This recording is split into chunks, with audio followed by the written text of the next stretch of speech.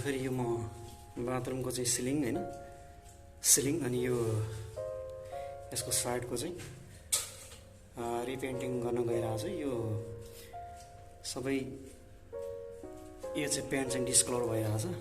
पेनमा चाहिँ सबै डिस्कलर भएर कालो भएको छ। यसलाई म स्टाई कोटिङ गर्न गइरहेको छु।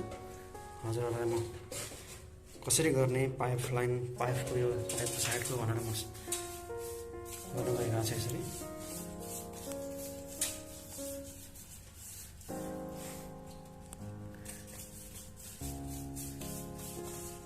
साइडको माथि कर्नरमा हाल्नुपर्छ। यसरी कर्नर मारेपछि भरे हामीलाई चाहिँ रोलर घुमाउँदाखेरि सजिलो हुन्छ, किनभने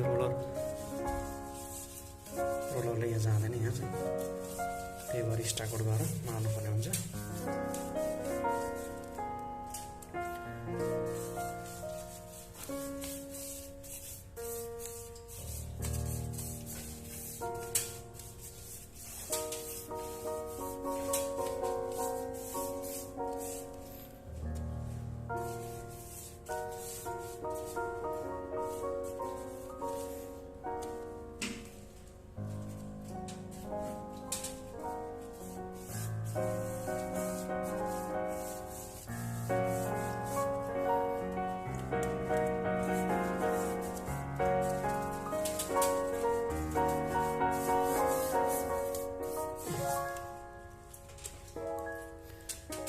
यो चाहिँ तपाईको वाटर बेस इमोलेसन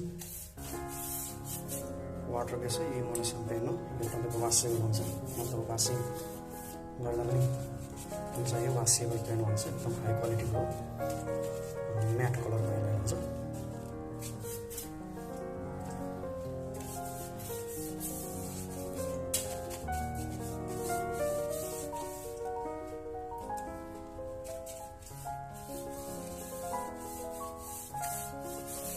यो साइडको कर्नरमा यसरी मारेपछि रोलरले घुमाउँदाखेरि राम्रो हुन्छ।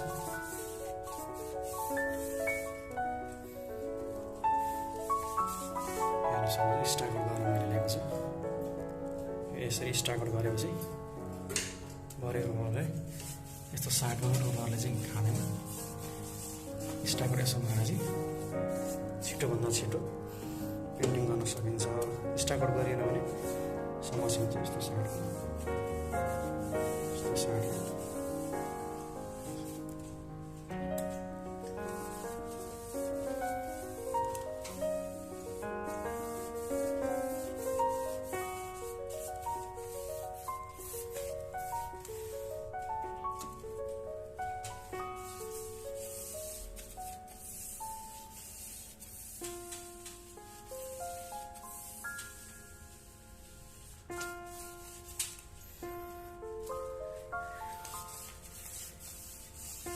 साइडको बोर्डरलाई पनि हामीले कर्नरको मार्नुपर्छ। यसो मारेर चाहिँ इजी हुन्छ हामीलाई। यो साइडको यस्तो साइडको भागहरूलाई यसो मार्नुपर्छ हामीले।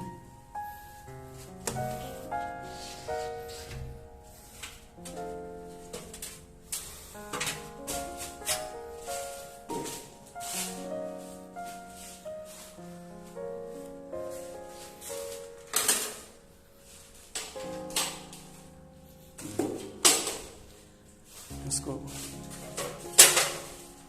पेनको नम्बर चाहिँ तपाईँको 10B15 भन्छ। 10B15 को चाहिँ 10B15 यो तपाईँको टोपाज एम्पल कम्पनीबाट ल्यायो भने चाहिँ टोपाज म्याट इमोलेसन 588ME यसको ब्याज नम्बर हो।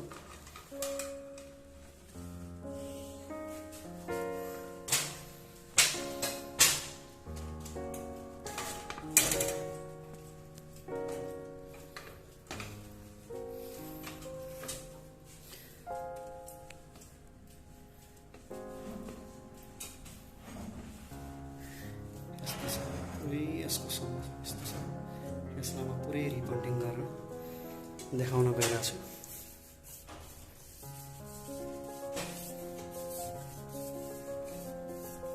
यस्तो कटिङ गरेपछि मार्नको लागि सजिलो हुन्छ।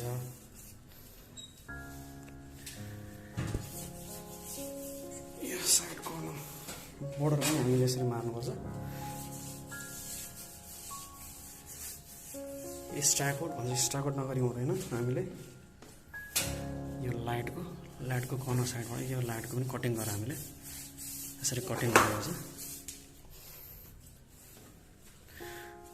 यो लाइटको कर्नर साइडमा रोलर घुमाउँदाखेरि टच हुन्छ, त्यही भएर हामीले यसलाई जोगाएर स्ट्राकोट गर्नुपर्छ।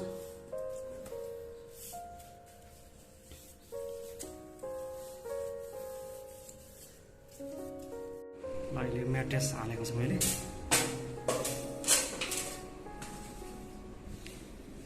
म्याट्रेस हाल्नु पनि आइरहेको छ अलिकति।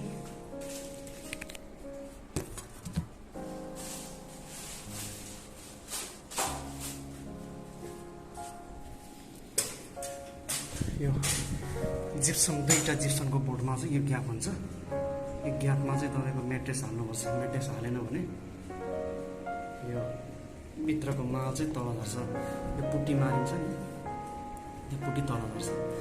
यो म्याट्रेसले यसले चाहिँ ब्लक गरिदिन्छ, हेर्न सक्नुहुन्छ। अब यसमाथि मैले पुट्टी एप्लाई गर्छु।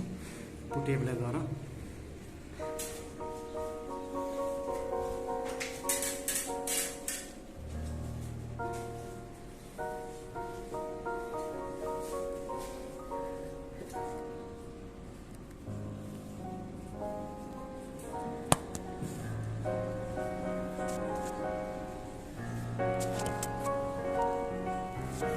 पुट्टी एप्लाई गरेर म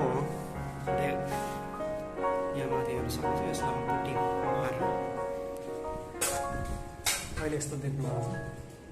यसलाई पुट्टी एप्लाई गरेपछि देखाउनु परिरहेको छ।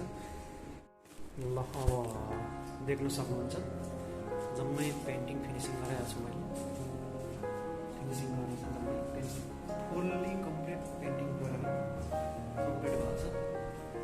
यसरी देखाउनु यस्तो थियो। यो रिपेयरिङ गरेर यो साइडमा छ, यो साइड कम्प्लिट भयो।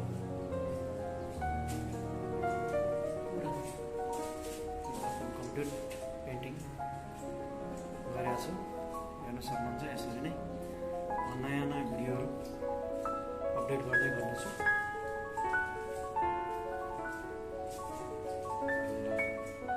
हजुरलाई पनि यो पेन्टिङ मन पऱ्यो भने सेयर, सब्सक्राइब, लाइक गरिदिनु होला, कमेन्ट गरिदिनु होला।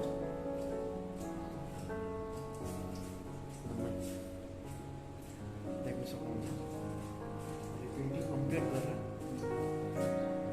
कस्तो अघि पुरा तपाईँको यो पेन्ट खराब भएको थियो, अहिले पुरा कम्प्लिट पेन्टिङ चाहिँ